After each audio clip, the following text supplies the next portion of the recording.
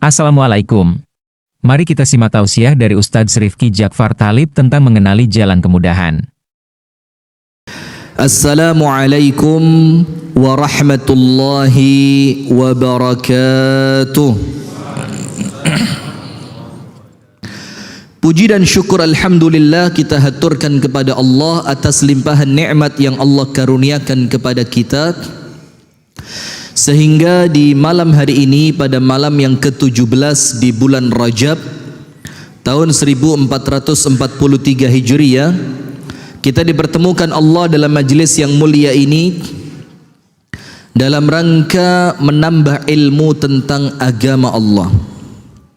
Dan bertambahnya ilmu itu wajib untuk kita bertambah pula 3 perkara.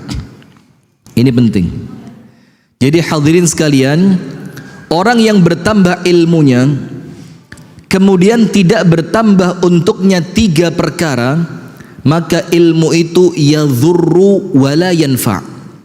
Maka ilmu itu akan mudharat untuknya dan tidak memberi manfaat kepadanya. Tambahan yang pertama, ziyadatu khasyatillah.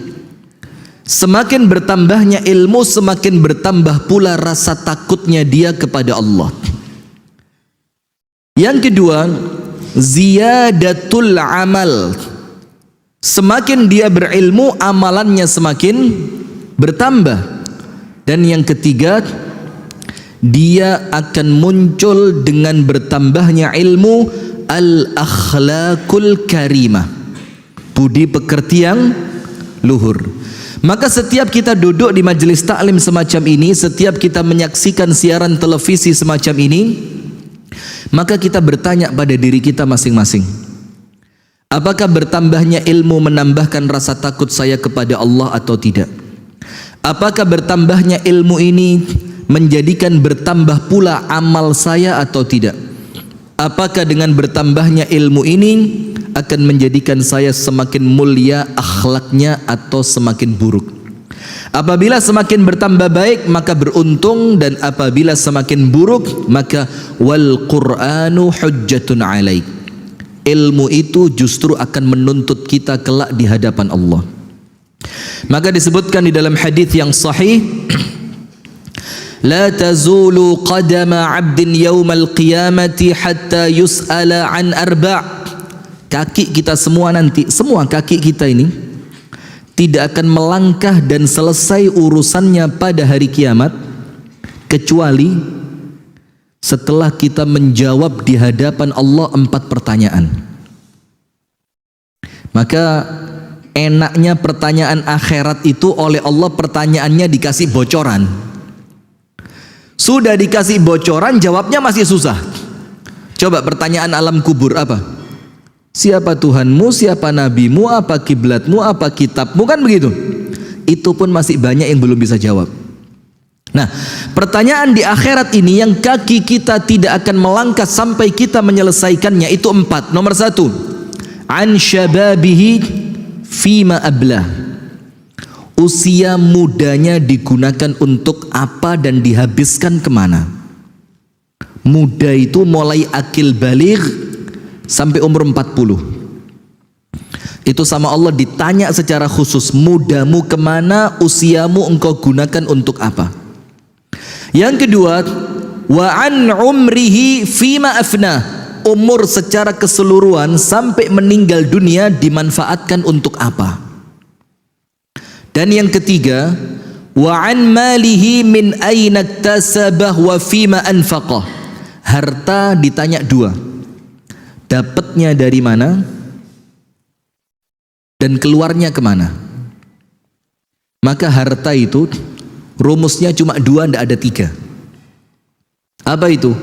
Halaluhu yuhasab wa haramuhu yu'aqab. Halalnya memberatkan hisab, haramnya mendatangkan azab. Halalnya apa? Memberatkan hisab, sampai dibilang sama Rasulullah, orang miskin di antara umatku masuk surga lebih cepat berapa? 500 tahun dibandingkan orang kaya. Kenapa orang kaya telat? Hitungannya banyak. Yang dihitung banyak. Kalau orang miskin mau ngitung apa? Sofa ndak punya, AC ndak punya, iya kan? Ndak ada yang dihitung, maka cepat selesai. Nah, maka yang ketiga, harta dapat dari mana, keluar kemana. Dan kemudian yang keempat, ini untuk kita semua, wabil khusus untuk saya pribadi, wa an ilmihi madza amila bih. Ilmunya digunakan untuk apa? Nah, maka ketika kita duduk semacam ini, ayo kita sambil muhasabah. Ini ilmu nambah saya dekat kepada Allah atau tidak? Kalau tidak, maka antum tahu wasiatnya ibunda Al-Imam Sufyan Ats-Tsauri. Jadi ibunya Imam Sufyan Ats-Tsauri itu pekerjaannya sebagai tukang jahit. Ketika Imam Sufyan Ats-Tsauri sampai usia 6 tahun, oleh ibunya disuruh keluar rumah. Ukhruj ya bunayya watlubil ilm. Nak, tidak pantas anak seusia kamu 6 tahun masih di rumah. Sama ibunya dibilang apa? Utlubil ilm, cari ilmu. Dalam keadaan Imam Sufyan Ats-Tsauri mengerti, mencari ilmu itu membutuhkan uang yang banyak. Maka Imam Syafi'i mengatakan orang itu tidak akan mendapatkan ilmu kecuali dengan 6 perkara. Salah satunya apa? Bulghah. Bulghah itu uang. Maka Imam Sufyan Ats-Tsauri tanya kepada ibunya, Bu, kita orang miskin, dari mana biaya untuk mencari ilmu? Apa kata ibunya? Lihat ibu-ibu. Wa ana akfika bimighzali. Semua hasil jahitanku aku gunakan untuk pendidikanmu. Masya Allah. Coba, ibunya ndak ribut shopping. Ada di Banjarmasin shopping.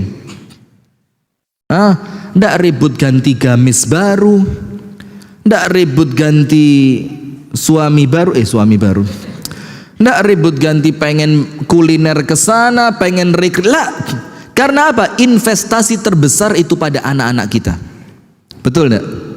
Kalau kita tua, siapa yang merawat kita? Kalau kita meninggal, siapa yang kirim pahala buat kita? Anak-anak kita. Sampai Al-Imam Asy-Syafi'i ketika menafsirkan surah An-Najm, wa allaysa lil insani illa ma sa'a. Manusia tidak akan mendapatkan apapun kecuali apa yang telah dia kerjakan. Jadi amalannya orang lain antum enggak akan dapat pahalanya. Wala taziru waziratun wizra ukhra. Termasuk dosanya orang lain antum tidak akan ditanya tentangnya. Kecuali satu, kata Imam Syafi'i, illal walad. Kecuali anak. Wal waladu min kasbi abih, karena anak itu hasil kerja keras orang tuanya. Maka apapun amal kebaikan yang dilakukan oleh seorang anak, maka orang tua otomatis dapat pahalanya, diniatkan ataupun tidak. Masya Allah. Maka kalau punya anak cuma satu, rugi. Loh Ustaz, iya kalau punya anak banyak semuanya baik. Loh, ikhtiar dong, ikhtiar. Siapa yang menentukan hasil dari ikhtiar kita? Allah. Yang penting kita punya pahala berikhtiar. Faham ya? Nah, maka ketika Imam Sufyan Ats-Tsauri keluar mencari ilmu, sebelum berangkat oleh ibunya dinasehati. Apa nasihatnya? Nak, idza katabta asyrata ahrufin, ketika engkau telah memiliki 10 ilmu saja. Jadi orang zaman dulu kan belajar ayat berapa? Belajar Al-Quran berapa? 10 ayat, 10 ayat, 10 ayat, 10 ayat. Maka ibunya bilang, idza katabta asyrata ahruf, kalau kamu telah faham 10 ilmu, fanzur fi nafsik, lihat di dalam dirimu, apakah bertambah tawadhu, apakah bertambah rasa takut kepada Allah, apakah bertambah rasa takutmu kepada Allah, apakah bertambah amalmu. Sekiranya tidak, maka pulanglah, karena ilmu mudarat dan tidak mendatangkan manfaat. Coba lihat, ini ibu yang luar biasa. Nah, maka kita bersyukur kepada Allah dipertemukan dalam majelis yang mulia ini, dan kita ketemu bukan untuk perkara lain, kita ketemu untuk ilmu. Dan mudah-mudahan pertemuan kita ini mendatangkan ridha dari Allah. Allahumma amin. Salawat beriring salam semoga tercurah dan terlimpahkan kepada uswah kita, suri tauladan kita, Nabi besar Muhammad sallallahu alaihi wa alihi wa sahbihi wasallam. beserta seluruh keluarganya, beserta seluruh sahabatnya, beserta seluruh istrinya, dan seluruh pengikutnya yang setia menjalankan sunnah ila yaumil qiyamah. Hadirin sekalian, ini malam saya mau serius. Saya mau serius. Kecuali terpaksa nanti bercanda. Tapi nampaknya banyak terpaksanya ini. Kita mau berbicara tentang apa? 10 kunci untuk orang yang menginginkan bahagia. Jadi 10 kunci bahagia yang Allah letakkan di dalam surah Al-Insyirah. Surat apa? Al-Insyirah, atau kalau kita biasa kita bilang surat Alam Nasyrah. Ada berapa ayat? Ada berapa ayat? 24 ya? Hah? Kebanyakan berapa?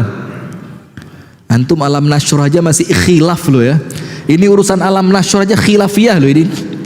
8 ayat. Dari 8 ayat itu kita akan mengeluarkan 10 kunci bahagia.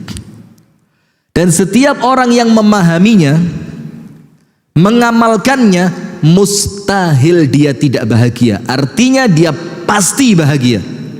Ustadz, kenapa berani sekali memastikan? Iya, karena yang memberikan jaminan bukan ustadz tapi Allah subhanahu wa ta'ala. Nah, sampai antum tahu hadirin dan pemirsa Madani TV dimanapun anda berada, kemudian pendengar RDS Solo 101,4 FM, sebagian ulama tafsir memberi nama surat Al-Insyirah atau surat Asy-Syarah atau surat Alam Nasyrah. Itu sebagian ulama tafsir mengganti namanya. Bukan Al-Insyirah, bukan Asy-Syarah, bukan Alam Nasyrah. Diganti apa? Suratu As-Sa'adah. Diganti apa? Suratu As-Sa'adah, surat kebahagiaan. Bahkan sebagian di antara ulama sampai memberi wasiat, kalau kalian dalam keadaan pening, sumpek, galau, apalagi pening, sumpek, galau, lagi muyak gitu ya, lagi muyak, Allahu Akbar, keluar banjarnya ya. Pokok lagi sumpek, sudah sumpek, pening ini, nggak tahu kenapa ini kok pikiran ndak enak begini. Sebagian ulama bilang apa? Baca berulang-ulang surat Alam Nasyrah maka engkau akan mendapatkan kelapangan. Apa arti as-sa'adah? Sampai para ulama mengatakan suratus sa'adah, surat kebahagiaan. As-sa'adah artinya apa? Bahagia. Nah, maka insyaallah kita akan membahas secara singkat saja, insyaallah ya, kultum lah ini ya. Kuliah terserah antum. Mau 7 menit boleh, 70 menit boleh gitu ya Ustadz ya. Kultum ya, kuliah terserah antum. Kita akan keluarkan ibu-ibu sekalian 10 kunci bahagia. Dan ingat, yang menjamin kita akan bahagia bukan manusia, tapi siapa? Allah. Sehingga apabila kita fahami dengan benar, kita amalkan dengan sempurna, dengan penuh keikhlasan, maka insya Allah bahagia itu akan Allah datangkan untuk kita. Amin ya rabbal alamin. Yang pertama, a'udzu billahi minasyaitonir rajim. Bismillahirrahmanirrahim. Alam nasyrah laka sadrak.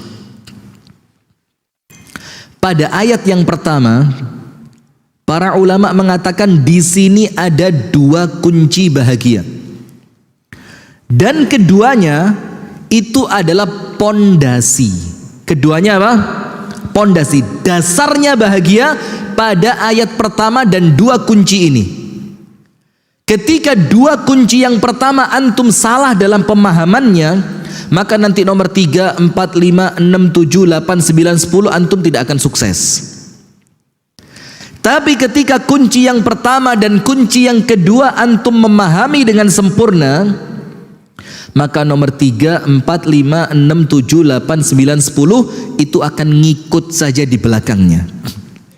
Maka intinya pada kunci yang pertama dan kedua. Alam nasyrah laka sadrak. Bukankah telah kami lapangkan untukmu hatimu. Kunci bahagia yang pertama, yakin seyakin-yakinnya ibu-ibu, bahagia Anda bukan dari suami. Hei para suami, bahagiamu bukan dari istri. Wahai orang tua, bahagia kalian bukan dari anak. Wahai anak, bahagia kalian bukan dari orang tua. Tapi kita akan ambil satu kunci terbesar, bahwasannya bahagia kita datangnya secara mutlak dari Allah Ta'ala. Maka Allah katakan di sini apa? Alam nashrah, bukankah telah kami lapangkan? Nah, kami di situ siapa? Kami yang melapangkan di situ siapa? Allah. Berarti antum tidak perlu risau dengan manusia. Antum tidak perlu pusing dengan manusia selama Allah bersama antum. Maka dikatakan oleh Asy-Syaikh Al-Mutawalli Asy-Sya'rawi, dikatakan di sana, kun ma'allah wala tubali. Hiduplah bersama Allah dan jangan pedulikan manusia yang membencimu. Kenapa? Ketika kita memiliki Allah, maka kita memiliki segalanya. Tapi ketika kita kehilangan Allah, maka kita kehilangan segalanya. Maka lebih baik memiliki Allah kehilangan manusia dibandingkan kita mengejar ridhonya manusia dalam keadaan kehilangan Allah Ta'ala. Faham sampai sini? Nah, maka hadirin, bahagia Anda itu mutlak Allah yang memberi. Antum tahu ucapan Al-Imam Al-Hafidh Ibnu Katsir? Al-Imam Ibnu Katsir mengatakan, inna sa'adata makhluqun min makhluqatillahi ta'ala, yaj'aluhu fi qalbi man yasha' fayas'ad, wa yanzi'uhu min qalbi man yasha' fayashqa. As-sa'adah, bahagia itu, antum tahu enggak? Ini makhluk ciptaannya Allah. Jadi Allah ciptakan manusia, Allah ciptakan perbuatan manusia, termasuk Allah ciptakan perasaan yang ada dalam hati, itu Allah yang ciptain. Termasuk di dalamnya apa? Bahagia. Berarti Allah ciptakan kebahagiaan, dan apa yang terjadi? Yaj'aluhu fi qalbi man yasha. Allah akan masukkan bahagia itu ke dalam hati seorang manusia, fayas'ad, maka dia akan bahagia apapun yang terjadi. Apapun yang terjadi.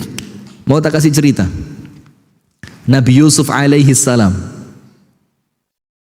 ketika digoda oleh perempuan cantik, penguasa, istri dari penguasa Mesir yang namanya Zulaikha, cantik jelita, aroma parfum luar biasa, tempat untuk berzina sudah tersedia. Ketika dipanggil, hai talak, Yusuf sini yuk. Apa jawabannya? Ma'adzallah innahu rabbi ahsana mathwai. Aku berlindung kepada Allah dan aku tidak akan mengkhianati tuanku yang telah berbuat baik kepadaku. Sudah. Sampai singkat cerita, ditarik bajunya, koyak dari belakang, sampai terakhir Yusuf dimasukkan ke dalam penjara. Terus Yusuf mengatakan apa? Nabiullah Yusuf alaihi salam mengatakan, Rabbis sijnu ahabbu ilayya mimma yad'unani ilai.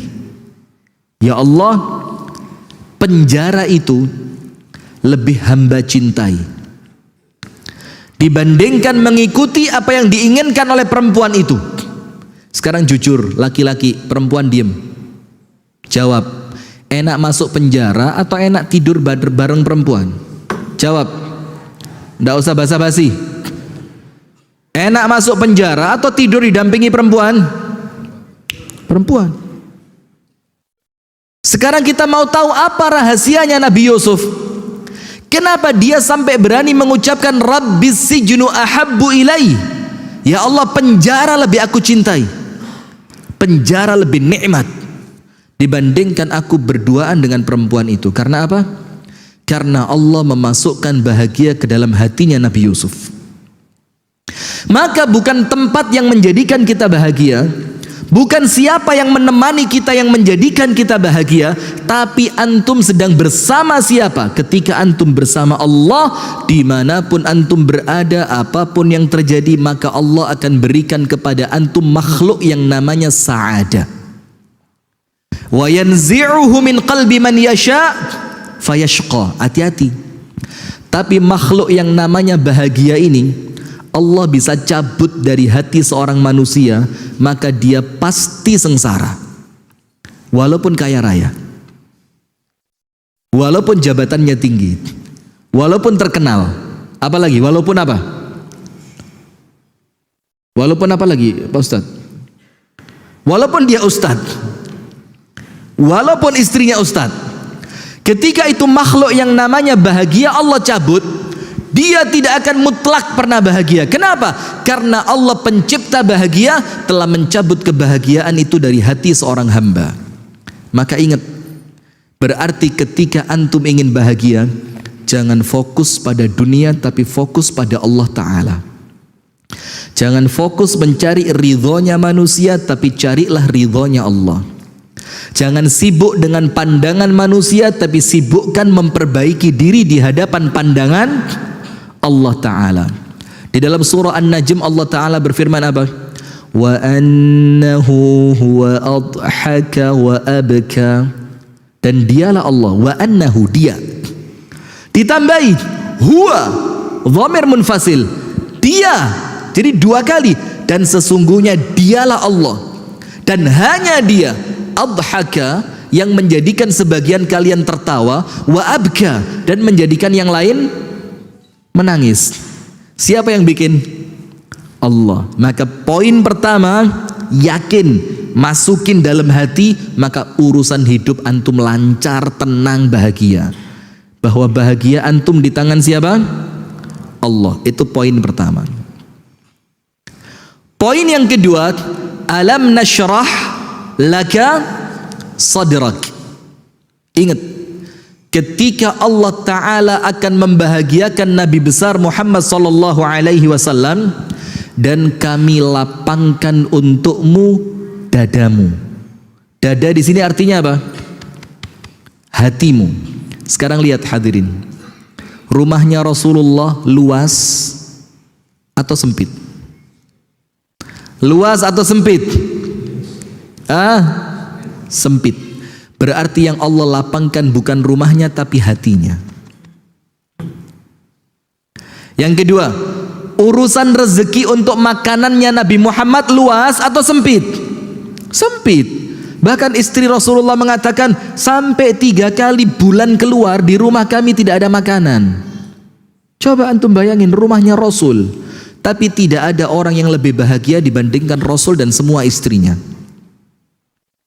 Karena ketika Allah akan menjadikan antum ini bahagia, itu yang Allah lapangkan bukan rumahnya, bukan uangnya, bukan asetnya, bukan bisnisnya, bukan pekerjaannya, bukan jabatannya, bukan ketenarannya, tapi cukup hati sama Allah dibikin lapang. Antum tinggal dimanapun terasa lapang.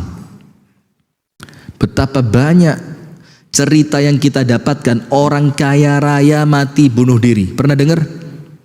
Pernah dengar? Banyak. Artis terkenal di puncak ketenarannya. Siapa itu yang artis musik zaman dulu yang ngetren-trendi banget itu?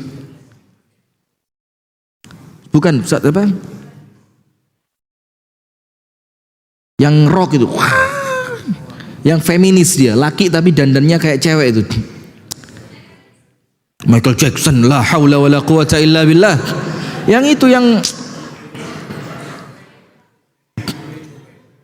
bukan sama yang lagunya Mama, Freddie Mercury. Allahu Akbar. Antum tahu dari mana? Ini perlu dicek ini ya. Antum jangan-jangan salah idola ya. Nabi Muhammad meninggal usia berapa? Nah, penyakit kan mulai. Nah, kan Freddie Mercury kenal dia. Nabi Muhammad meninggal usia berapa? Sudah, tidak apa. Jazakallah khair. Meninggalnya karena apa? Overdosis apa? Obat terlarang. Di puncak-puncak ketenarannya. Kenapa dia pakai obat penenang? Karena dia tidak mendapatkan bahagia. Rumahnya lapang, karirnya lapang, ketenarannya luar biasa. Dia tidak dapat bahagia. Kenapa? Hatinya sempit, dia tidak mengenal Allah Ta'ala. Coba negara mana dengan jumlah angka bunuh diri tertinggi? Jepang. Disiplin gak masyarakatnya? Top. Antum gak akan nemu sampah di Jepang. Dan antum tahu bis kota di Jepang itu, di dalamnya ada tempat sampah kecil khusus buat buang buku kecil. Antum tahu artinya apa? Orang di Jepang itu kalau naik bis, mereka di kantongnya ada buku kecil. Dibaca, sekali baca selesai. Nanti itu buku dibuang di tempat sampah khusus, yang nanti buku itu akan dipindahkan ke tempat lain untuk orang baca lagi. Itu orang Jepang. Tapi angka bunuh diri tertinggi. Kenapa? Tidak mengenal Allah Ta'ala. Nah, maka hadirin sekalian, sekarang lihat. Ternyata bahagia itu letaknya bukan di sini. Bukan di akal pikiran kita. Bukan ketinggian IQ yang antum tes tiap tahunnya itu. Berapa IQ antum? Jongkok wala tiarap. Jangan-jangan sampai tiarap ini kan. Nah, orang itu bisa bahagia tanpa harus dia cerdas. Coba lihat orang gila. Bukan lagi cerdas, otaknya rusak. Nampaknya kalau kita lihat-lihat, dia seperti orang yang tidak punya masalah. Ketawa, ketiwi, makan kesana, tidur di sini. Tidak ada kendala. Nampaknya kan sehat. Bahagia dia, ketawa dia. Padahal otaknya rusak. Kenapa? Karena bahagia itu bukan di sini. Bukan hitung-hitungan matematis, bukan hitung-hitungan akuntan publik atau apalah. Bahagia itu di sini. Di mana? Di hati. Itulah kenapa ketika Allah akan bahagiakan manusia, yang Allah lapangkan hatinya. Karena kalau hati sudah lapang, apapun yang terjadi tenang dia. Apa kata Kiai Haji Abdullah Kim Nastyar? Bila hati sudah bersih, lupalah saya cerita apa itu. Karena sempat diboikot sama ibu-ibu zaman dulu kan. Diboikot sama ibu-ibu, jahat banget kan. Orang tidak ada salah apa-apa diboikot. Ingat bu, Kiai Haji Abdullah Kim Nastyar. Kenapa waktu itu sama ibu-ibu diboikot, ada apa dulu bu? Hah? Kenapa dulu Ustaz? Kenapa bu? Itu artis yang berzina diidolakan, ustadz yang nikah resmi dimarahin. La haula wala quwata illa billah. Hati-hati ibu-ibu. Sudah, kita lanjutkan. Maka yang Allah lapangkan apa? Hatinya.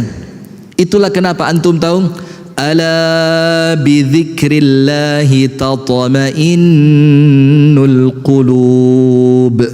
Kalau orang itu gemar berzikir kepada Allah, yang tenang akalnya atau hatinya? Yang tenang akal atau hati? Hati. Itulah kenapa Rasulullah bersabda, ala fa inna fil jasadi mudghah, idza saluhat saluha sairul jasad, wa idza fasadat fasada sairul jasad, ala wahiyal qalb. Ketahuilah dalam fisik kalian ada segumpal daging atau darah. Kalau segumpal darah itu baik, semuanya baik. Kalau segumpal darah itu buruk, semuanya buruk. Apa segumpal darah itu? Hati.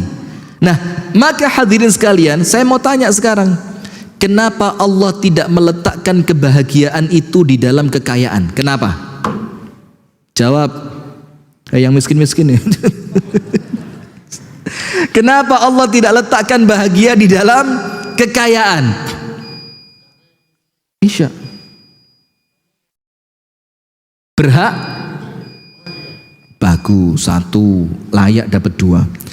Yang lain, kenapa Allah tidak meletakkan bahagia dalam kekayaan? Ibu-ibu silakan. Kebiasaan. Ibu-ibu kalau ngomong jadi satu ngomong semua, sendiri diem.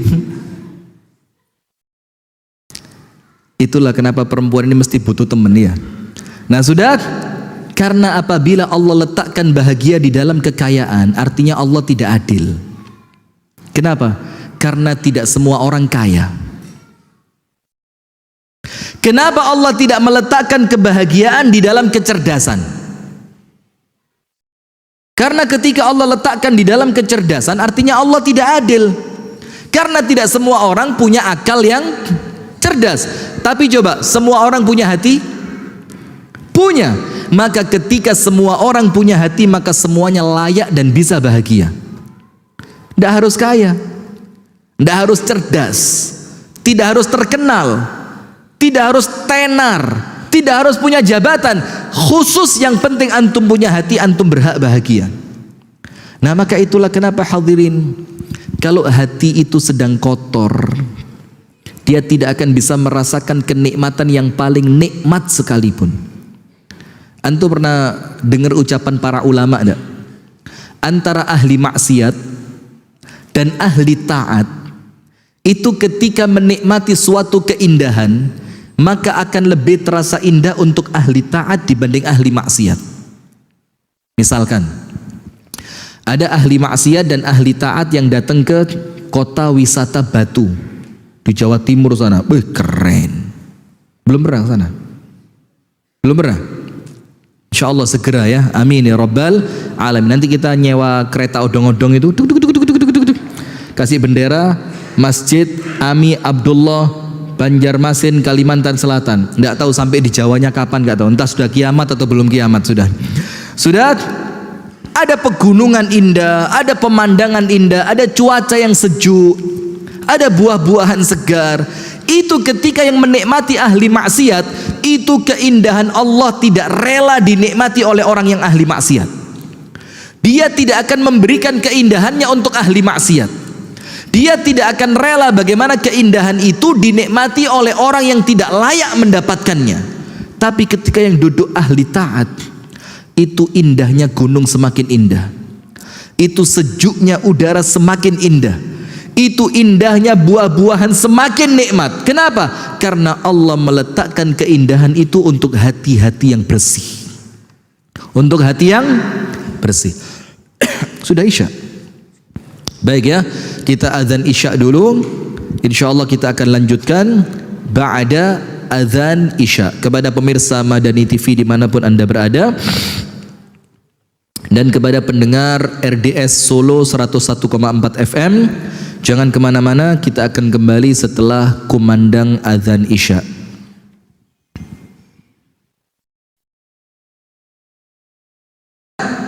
Anka wizrak. Poin yang ketiga adalah ketika Allah ingin membahagiakan seorang manusia, maka Allah akan membersihkan darinya dosanya. Karena apa? Dosa itulah yang menghalangi manusia dari bahagia. Nah, sekarang perhatikan. Wa wada'na 'anka wizrak alladzi anqadha dhahrak, yang dosa-dosa itu membebani punggungmu. Berarti orang yang hidup dengan beban enak enggak? Enggak enak. Antum lihat, mohon maaf ya, ini bukan kita meremehkan profesi pekerjaan seseorang, tidak, tapi kita bikin contoh saja ya. Kuli panggul di pasar, tahu kuli panggul? Dia angkat beras seberat 50 kg di atas punggungnya. Kemudian dia berjalan, dan di sebelah dia ada seorang laki-laki yang berjalan tidak membawa beban di punggungnya. Kira-kira jalannya lebih nyaman yang mana? Orang yang tidak membawa beban. Nah, maka itulah Allah katakan dosa itu membebani kalian. Sementara apabila Allah ingin menjadikan Nabi Muhammad senantiasa bahagia, Allah bersihkan Nabi Muhammad dari dosa. Sekarang saya mau tanya sama antum, dosa Allah letakkan di mana? Jadi ketika kita berbuat dosa, maka dosa itu oleh Allah diletakkan di mana? Di hati. Kalau zaman kita SD dulu katanya di pundak sini. Kalau pahala di pundak kanan, kalau dosa di pundak kiri. Katanya kalau banyak dosanya nanti jalannya begini. Tapi saya tidak pernah lihat imam masjid jalannya begini, juga nggak pernah. Karena pahalanya lebih banyak. Nggak ada. Dosa itu Allah letakkan di mana? Hati. Apa dalilnya? Rasulullah sallallahu alaihi wa alihi wa sahbihi wasallam bersabda, "Idza adznaba al-'abdu nukita fi qalbihi nuktatun sauda." Apabila seorang hamba melakukan dosa, Allah akan berikan satu titik hitam di dalam hatinya. Sudah paham ya? Di mana? Hati. Sekarang bahagia tadi oleh Allah diletakkan di mana? Hati. Berarti tempatnya satu. Yang mau masuk ada berapa? 2. Ketika tempat ini sudah terlanjur penuh dengan dosa, kira-kira ada nggak tempat untuk bahagia masuk ke dalamnya? Faham sampai sini? Berarti kalau Anda ingin bahagia, tempatnya harus dikosongkan dulu. Dikosongkan dari apa? Dari dosa. Itulah hadirin kaitan antara orang yang banyak istighfar dan bahagia. Rasul mengatakan apa? Man lazimal istighfara ja'alallahu lahu min kulli hammin faraja wa min kulli dhiqin makhraja wa razaqahu Allahu min haitsu la yahtasib.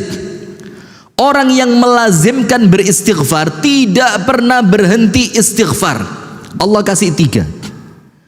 Sedihnya Allah ganti bahagia, sempitnya Allah ganti lapang, dan Allah beri rezeki dari tempat yang tidak pernah ia sangka dan ia duga. Sekarang poin pertama, sedihnya Allah ganti apa? Bahagia. Kenapa orang yang banyak istighfar Allah jadikan dia bahagia? Istighfar itu fungsinya apa? Membersihkan hati dari dosa. Semakin banyak istighfar, hati akan semakin kosong dari dosa. Ketika tempatnya itu sudah kosong, tidak ada yang akan Allah masukkan kecuali bahagia. Berarti apa? Sekarang tergantung antum pribadi. Mau memenuhi tempat itu dengan dosa, atau ingin menjadikan tempat untuk bahagia lapang di dalamnya. Terserah antum masing-masing. Nah, itu poin yang ketiga. Berarti ketika Anda ingin mendapatkan kebahagiaan, maka jangan sampai kemudian Anda melakukan dosa. Ustadz, saya manusia, Ustaz. Saya manusia. Di mana Allah katakan bahwasannya manusia itu adalah orang yang senantiasa melakukan salah dan dosa. Wa khuliqal insanu dha'ifa. Kullu bani Adam khata'. Setiap manusia pasti melakukan. Terus bagaimana kalau saya tidak boleh berdosa? Silahkan berdosa, tapi jangan lupa istighfar. Walladzina idza fa'alu fahishatan aw zalamu anfusahum dzakarullah fastaghfaru lidzunubihim. Yaitu orang-orang yang Allah cintai itu, setelah mereka melakukan dosa dan melakukan perbuatan yang Allah larang, dzakarullah, langsung ingat sama Allah. Dan seketika itu mereka langsung beristighfar. Allah ampuni tidak? Allah pasti ampuni. Belum ada cerita orang tobat sama Allah ditolak. Sampai antum tahu seorang laki-laki di zaman Nabi, masih muda. Laki-laki itu bilang begini, "Ya Rasulullah, in ana adznabtu fama alaih." Kalau saya berbuat dosa, saya dapat apa? Rasul bilang, nukita fi qalbika nuktatun sauda. Allah kasih satu titik hitam di dalam hatimu. Terus dia tanya, wa in tubt, kalau saya tobat bagaimana? Rasulullah bilang, dihapus oleh malaikat untukmu. Oh, dihapus, ya.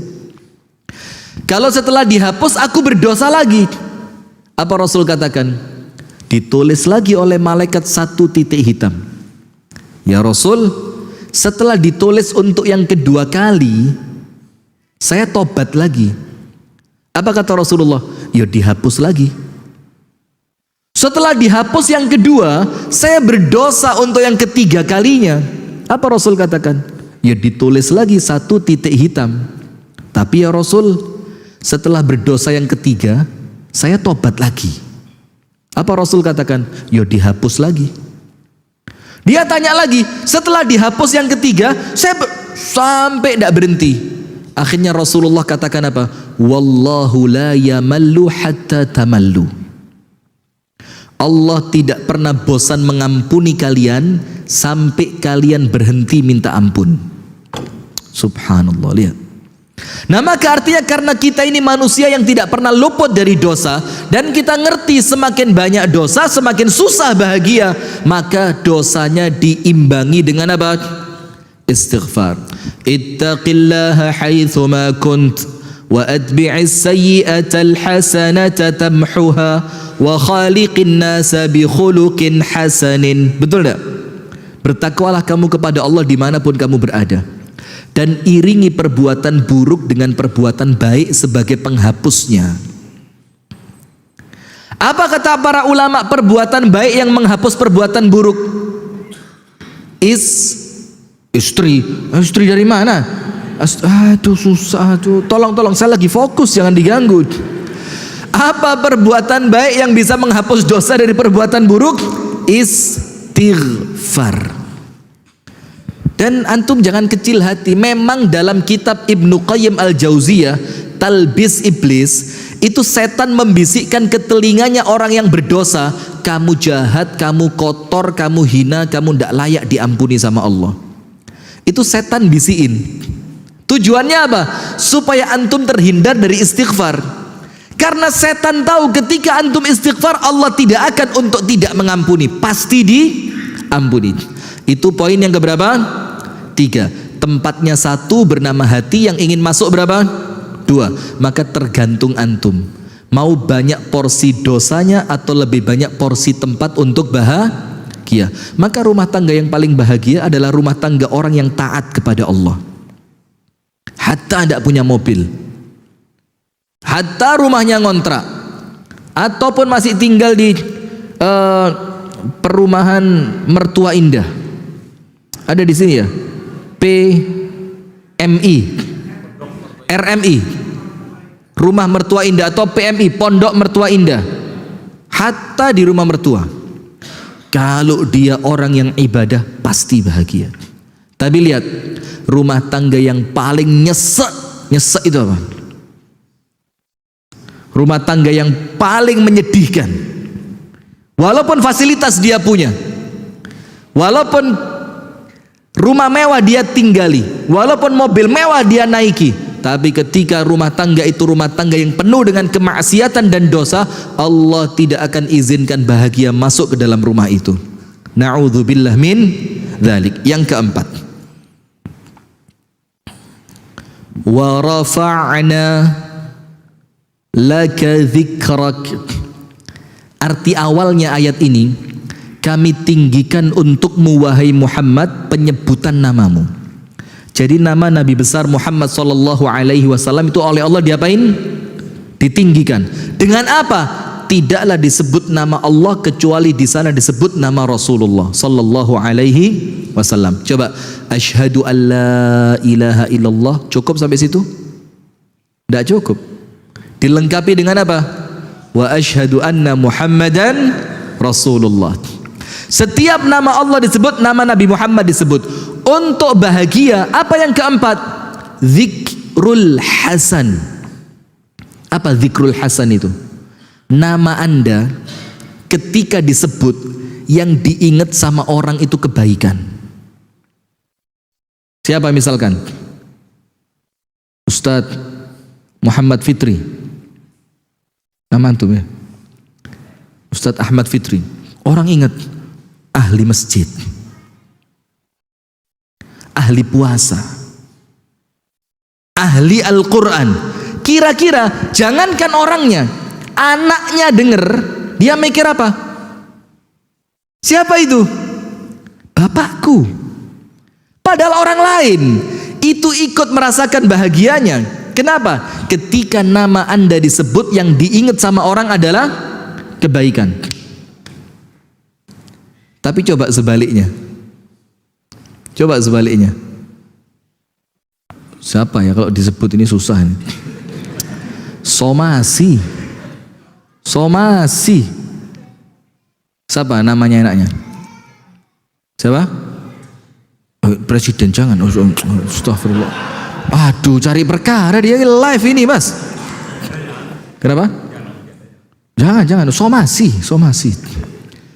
Siapa? Coba nama siapa? Di Banjar ini kalau bilang fulan itu apa? Sianang. Katakan, nanti dikira Hermansyah. Susah. Wes si fulan lah, si fulan ya. Si fulan. Ketika nama si fulan disebut, orang ingatnya apa? Tukang utang nggak pernah bayar. Nama si fulan disebut, itu orang yang nggak pernah pulang tiap malam mabuk. Ketika nama si fulan disebut, itu orang paling kasar sama istrinya. Kira-kira, jangankan dia, anaknya dengar saja, bagaimana perasaannya? Itu muka dia tutup pakai ember kalau bisa. Kenapa? Padahal bukan dia yang jahat. Yang jahat siapa? Ayahnya. Itu artinya apa hadirin? Kita perlu nama kita ini dikenal oleh orang dengan kebaikannya. Bukan untuk tidak ikhlas, la. Tapi apa? Ingat, manusia ini saksinya Allah di muka bumi. Antum tahu hadisnya? Ada seorang jenazah lewat di hadapan Rasulullah sallallahu alaihi wasallam. Manusia bilang apa? Syarrun nas hadza. Ini yang lewat jenazahnya orang jahat. Rasulullah bilang apa? Wajabat. Sama Allah diterima. Para sahabat saling lihat apa maksudnya. Tidak lama lewat jenazah yang kedua. Rasulullah dikatakan oleh para sahabat khairun nas. Ini jenazahnya orang terbaik. Apa Rasul katakan? Wajabat. Sama Allah diterima. Terus para sahabat tanya, ya Rasulullah, orang jahat lewat kami bilang orang jahat, engkau katakan diterima. Orang baik lewat kami bilang dia orang baik, engkau katakan diterima. Apa maksudmu diterima ya Rasul? Apa Rasul katakan? Antum, kalian ini manusia, syuhada'ullahu fil ardi. Syuhada'ullahi fil ardi.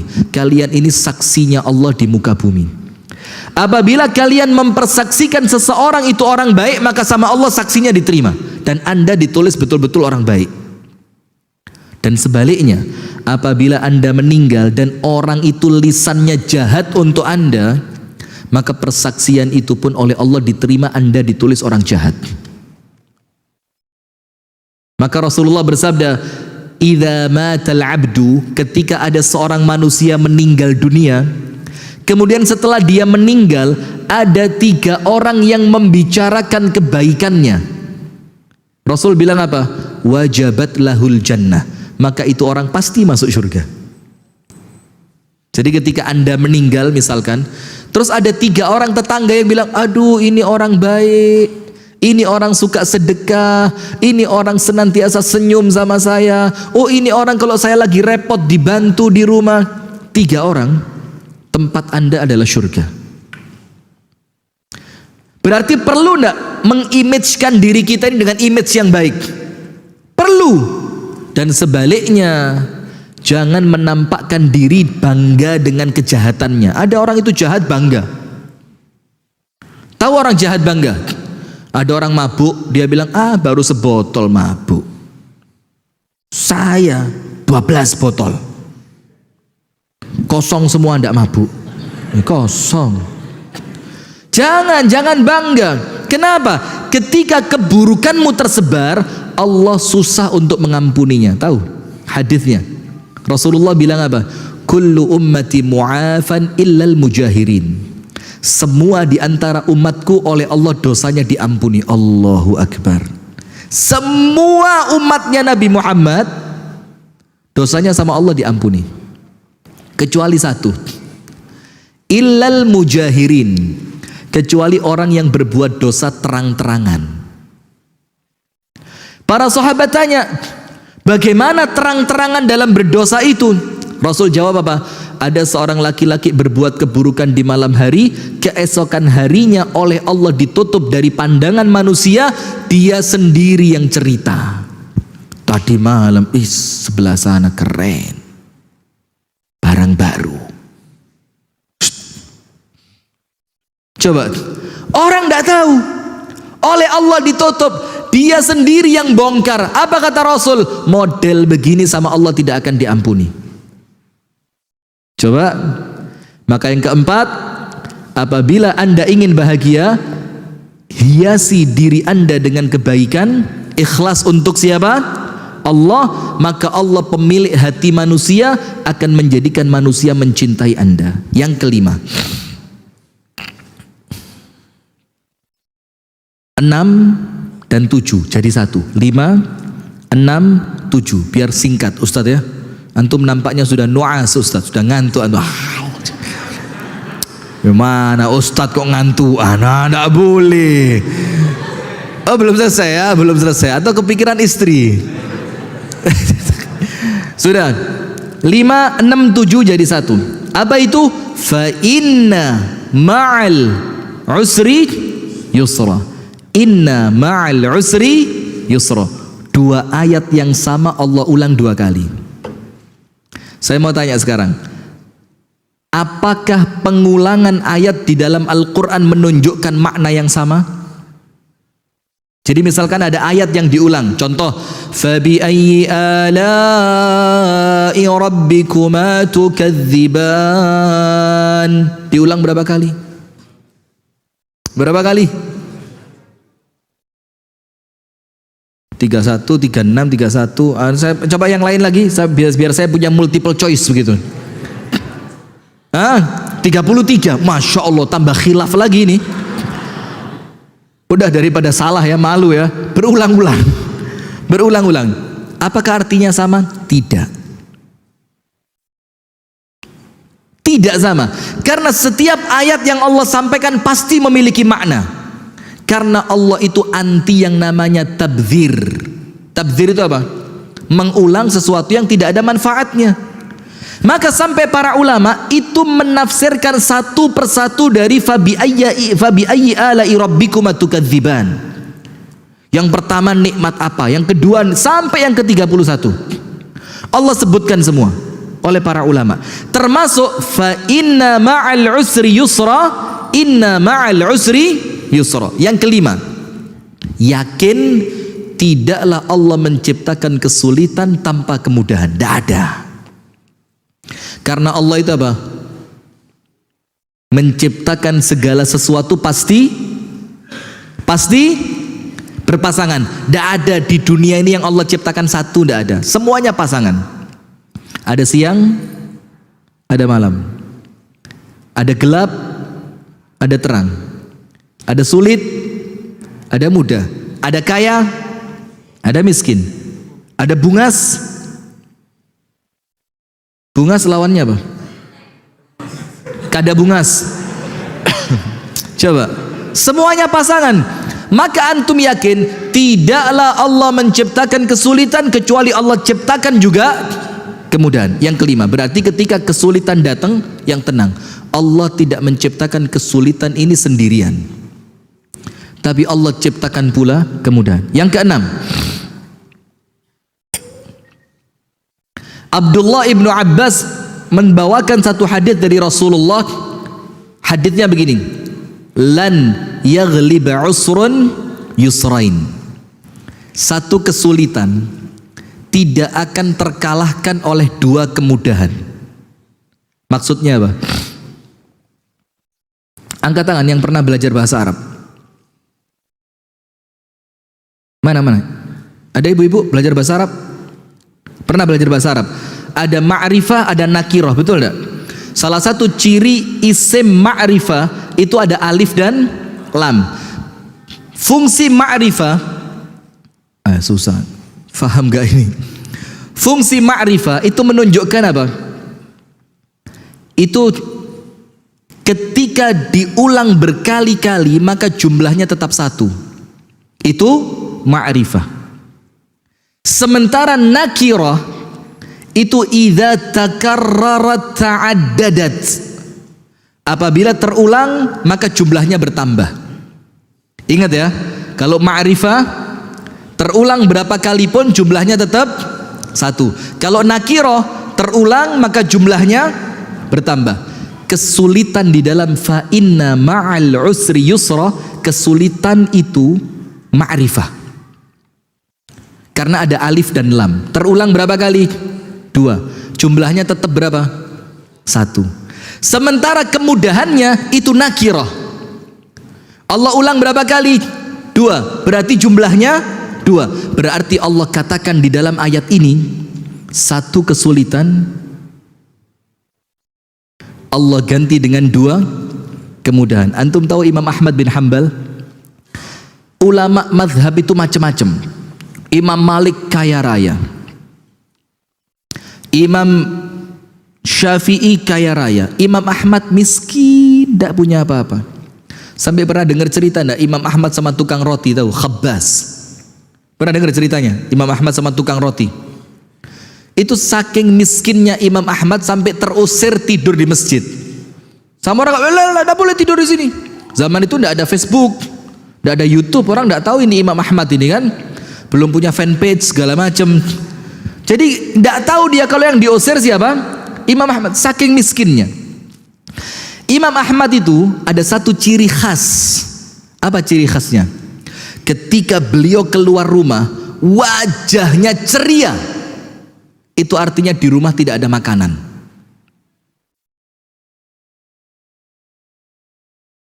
Samalah lawan pian. Ibu-ibu sama. Bu, kalau suami tidak ngasih uang belanja, wajah bagaimana? Wih, bunga sebanar, lipstick, apa ini, apa shading, waduh ngerti, pernah make ya? Ada eyeliner, aduh pasang lipstick sampai sini, ini celak mata sampai sini. Lipstick itu dari bibir tebelnya 1 cm jadi 5 cm. Imam Ahmad ketika di rumah tidak ada makanan, muridnya tahu. Bagaimana taunya? Kalau Imam Ahmad keluar ceria luar biasa, di rumah tidak ada makanan. Muridnya penasaran, ya Imam, amruka gharib, aneh banget. Kami, kalau di rumah kami tidak ada makanan, kami pusing. Keluar rumah muka ini kayak ngumpul di bibir semua, mulai mata, hidung, telinga, cup di bibir semua. Sementara engkau di rumahmu tidak ada makanan, engkau keluar dengan penuh bahagia. Apa kata Imam Ahmad? Loh, saya yakin di rumah tidak ada makanan itu kesulitan. Ketika saya keluar, berarti saya sedang menjemput 2 kemudahan. Loh, kenapa Allah mau kasih kemudahan, saya cemberut? Faham ibu-ibu? Nah, berarti semakin suami tidak pulang, semakin Anda bahagia. Bukan begitu? Anda melamar anak perempuannya orang, 1 pintu tertolak, 2 pintu siap nyambut. Dan beruntung kalau yang nolak 2 bakal dapat berapa? Alhamdulillah. Berarti lebih senang ditolak atau diterima? Nah, maka itu yang keenam, 1 kesulitan Allah bayar dengan 2 kemudahan. Karena Allah itu tidak pernah menjadikan hidup kita semakin susah, tidak pernah. Coba lihat, di perut ibu kita, jalan makanan kita cuma 1, tali pusat atau plasenta kan. Ketika yang 1 terputus, Allah ganti 2, air susu ibu. Ketika 2 terputus, disapih sudah usia 2 tahun lebih, maka Allah ganti dengan 4. 4 itu apa? 2 makanan, 2 minuman. 2 makanan dari tanaman dan binatang, tumbuh-tumbuhan dan binatang, nabati dan hewani. 2 minuman, air putih dan susu. Dan ketika yang 4 terputus, Allah ganti dengan 8. Apa itu? Ketika 4 makanan untuk antum di dunia selesai, jatahnya habis, Allah ganti dengan 8 pintu surga yang siap terbuka untuk antum. Amin ya rabbal alamin. Jadi tidak ada orang beriman semakin susah, tidak ada. Susahnya pun bahagia. Yang keenam. Yang ketujuh, penting. Lihat ayatnya. Fa inna apa? Ma'a Ma'a itu artinya apa? Bersama. Misalkan begini, saya datang bersama Ustadz Amin. Sudah kan? Berarti antara saya dan Ustadz Amin tidak ada yang lebih cepat, tidak ada yang lebih lambat. Bareng. Nah, sementara ayat ini Allah katakan bukan fa inna ba'dal usri yusra. Enggak. Kalau ba'da apa? Setelah. Berarti ada jeda waktu kan? Ini Allah bilang tidak. Bersama kesulitan Allah datangkan di sana apa? Kemudahan. Apa maksudnya? Ketika kesulitan sudah datang, antum tinggal tunggu aja. Karena kemudahan pun akan segera datang. Dan setiap kata dalam Al-Quran itu memiliki makna. Tidak ada tertukar. Wawu ketukar fa, wawu ketukar thumma, ma'a ketukar ba'da. Tidak ada. Maka ketika Allah katakan ma'a, berarti artinya ma'a. Apa itu?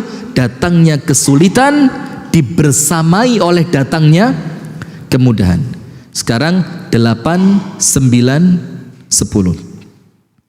Terus Allah Ta'ala katakan pada ayat yang berikutnya, fa inna ma'al usri yusra, inna ma'al usri yusra. Yang ke-8, fa idza faraghta fansab. Apa arti fa idza faraghta?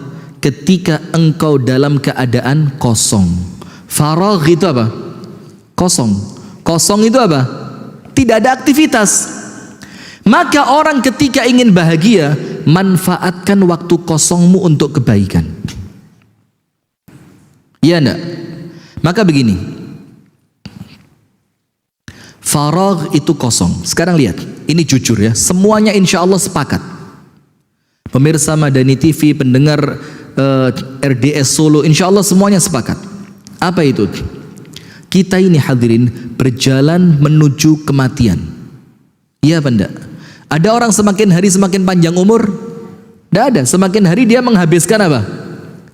Jatah umurnya dia kan? Berarti semakin kita melangkah, semakin kita mendekati kematian. Dan ingat, ketika semakin kita mendekati kematian, artinya apa? Artinya ketika kita lewatkan kesempatan itu dalam berbuat kebaikan, maka kita kehilangan kesempatan dapat pahala dan tidak bisa kembali. Maka orang yang bahagia adalah orang yang senantiasa mengisi waktunya dengan kebaikan. Maka Rasul mengatakan, ni'matani maghbunun fihima katsirun minan nas. Ada dua nikmat yang dengan dua nikmat ini manusia banyak tertipu. As-sihhatu wal faragh. Nikmat sehat dan nikmat waktu luang. Maka ketika waktu luang tidak digunakan untuk kebaikan, maka akan dimanfaatkan oleh setan untuk Anda berbuat keburukan. Dan itu rumus sudah. Karena kalau tidak pahala pasti dosa. Itu yang ke-8. Jadi senantiasa gunakan waktu untuk kebaikan. Maka kalau ngelihat orang nganggur itu ya Allah, itu rasanya dalam hati itu pengen tak ambil aja waktu kamu itu, kasihin buat saya. Tapi nampaknya dia rokokan, gitaran, jeng jeng jeng jeng, pacaran, apalagi catur, itu somasi, catur. Walhasil yang lebih keren lagi, mancing, mancing. Setengah jam gak dimakan sama ikan. Maka itulah saya bilang, satu orang yang hidupnya tidak akan pernah maju, orang yang suka mancing.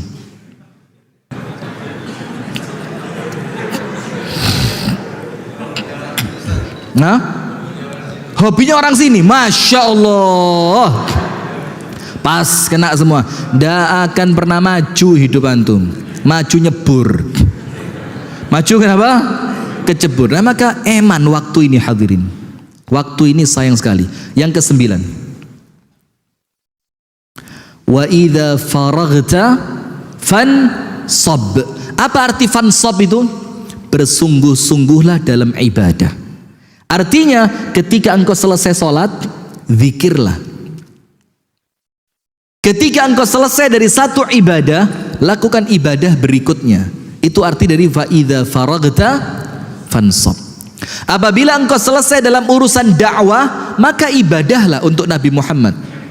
Selesai dakwah, ibadah. Karena apa? Syekhul Islam Ibnu Taimiyah mengatakan di dalam ucapannya, man arada sa'adata al-abadiyata falyalzam atabatal ubudiyah. Orang yang ingin mendapatkan bahagia yang hakiki, bahagia yang abadi, apa itu? Falyalzam atabatal ubudiyah. Maka jangan pernah meninggalkan karpetnya ibadah. Maka Anda akan terus bahagia. Dalam surat An-Nahl ayat 96 atau 92, apa Allah katakan? Man 'amila salihan min dzakarin aw untha wa huwa mu'minun falanuhyiyannahu hayatan thayyibah. Barang siapa yang melakukan amal soleh, amal soleh itu ibadah, baik laki-laki maupun perempuan, wa huwa mu'min, dan pendorong dari amalnya itu iman kepada Allah. Apa Allah bilang? Falanuhyiyannahu, pasti dan pasti kata Allah, kami akan berikan untuknya kehidupan yang bahagia. Yang terakhir, yang ke-10, wa ila rabbika farghab. Apa artinya? Ikhlas hanya menuju untuk Allah. Selesai. Karena orang itu apabila ikhlas, dia tidak pernah kecewa. Ketika memberi kepada manusia, manusia yang diberi tidak terima kasih, dia tidak kecewa. Karena saya memberi kamu untuk siapa? Allah. Innama nut'imukum liwajhillah la nuridu minkum jazaa'an wala syukura. Kami ngasih makan kalian liwajhillah. Untuk siapa? Allah. Kami tidak minta dari kalian jazaan, balasan, wala syukura, baik ucapan terima kasih, tidak minta. Maka ketika manusia itu ikhlas hanya untuk Allah, maka hidupnya pasti mudah. Hidupnya pasti mudah. Itulah kemarin saya sampaikan di musola mana Ustaz? Musola Muhajirin. Saya bilang apa? Satu hadis Rasulullah sallallahu alaihi wasallam. Barang siapa yang akhirat menjadi tujuan utamanya, Allah kasih 3. Kalau tujuan utama itu akhirat, artinya ikhlas atau tidak? Ikhlas. Allah kasih 3. Nomor 1, urusannya mudah. Nomor 2, Allah jadikan hatinya senantiasa kaya. Nomor 2, hatinya senantiasa apa? Kaya. Nomor 3, Allah datangkan dunia kepadanya. Bukan dia yang datang untuk dunia, dunia datang sama dia. Wahia raghimatun, dalam keadaan dunia itu hina di matanya. Nah maka kalau ingin bahagia, jangan pernah menoleh kepada manusia. Fokus untuk Allah. Nah itulah hadirin yang dapat kami sampaikan. Alhamdulillah sukses 10 terlaksana. Saya kira tadi bakal cuma 2 dari seperti antum bilang ya. Walhamdulillah pemirsa Madani TV dimanapun anda berada, dan pendengar radio dakwah syariah Solo dimanapun anda berada, itu yang dapat kami sampaikan. Kurang lebihnya kami mohon maaf. Kita tutup dengan doa kafaratul majlis. Subhanakallahumma wa bihamdika asyhadu an la ilaha illa anta astaghfiruka wa atubu ilaik. Kurang lebihnya mohon maaf. Assalamualaikum warahmatullahi wabarakatuh.